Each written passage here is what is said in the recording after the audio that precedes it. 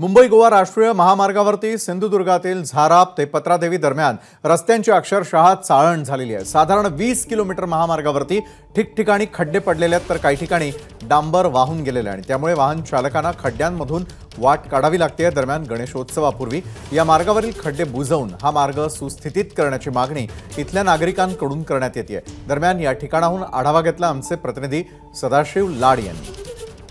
मुंबई गोवा राष्ट्रीय महामार्गावरील सिंधुदुर्गातील झाराप ते पत्रादेवी दरम्यान रस्त्याची अक्षरशः चाळण झाल्याचं चित्र सध्या पाहायला मिळत आहे।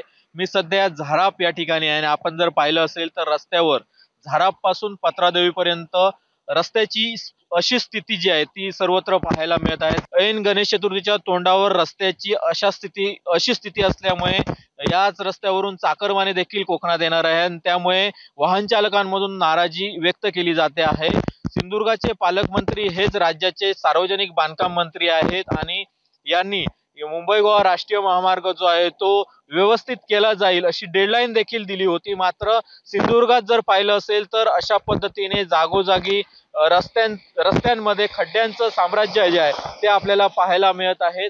मात्र राज्याचे सार्वजनिक बांधकाम मंत्री सिंधुदुर्ग जिल्ह्याच्या दौऱ्यावर आहेत आणि ते या रस्त्याची पाहणी करून महामार्ग प्राधिकरणाला कोणत्या सूचना देतात हे पाहणं महत्त्वाचं ठरणार आहे। कॅमेरा पर्सन परेश सदाशिव लाड, एबीपी माझा, कुडाळ, सिंधुदुर्ग।